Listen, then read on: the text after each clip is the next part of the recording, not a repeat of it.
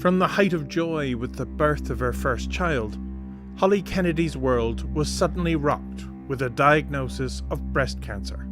It was just dreadful, it completely shattered my life, I'd never been sick, I'd never been in hospital, only to have my baby. It was really an anxious time because I went through the whole maybe first 6 months of my diagnosis thinking I might die by the end of the year. I didn't know. I really thought I was fighting for my life that year,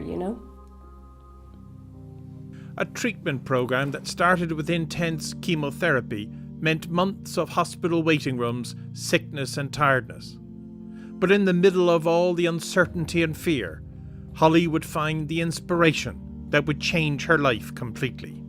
So there's a lot of waiting around, and I was looking around for a magazine to read to while away the time, and there wasn't one there, and I couldn't believe it, I really thought, I just assumed there must have been a cancer support magazine for Ireland, And I came home one day, rang my mum, and I said, I'm going to start a magazine, and I'm going to call it Happy.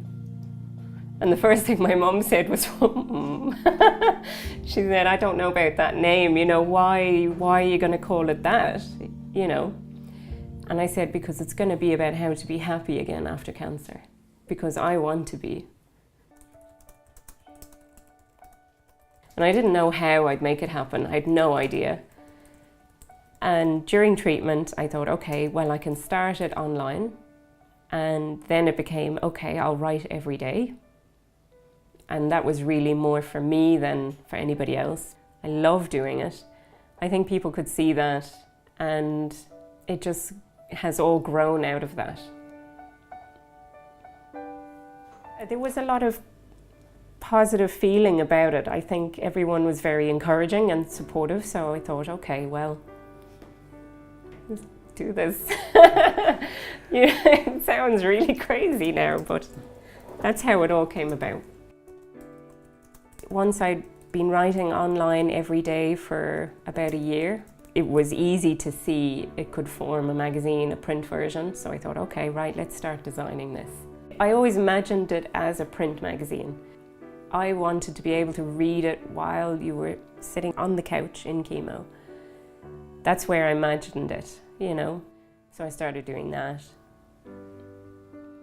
Once the magazine was designed and we got advertisers in, it all just came together.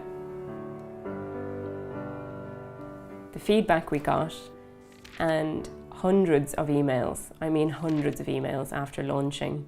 My inbox exploded, just from people saying that the magazine helped them, it made them get out for a walk, it changed how they felt about their diagnosis, it made them a little bit happier in their day. Those messages, I was like, okay, that's it. I have to do this. This is what I'm meant to do. So issue 2's well underway now. It's not all just me. I've got some excellent contributors, people really involved in the magazine that want to be,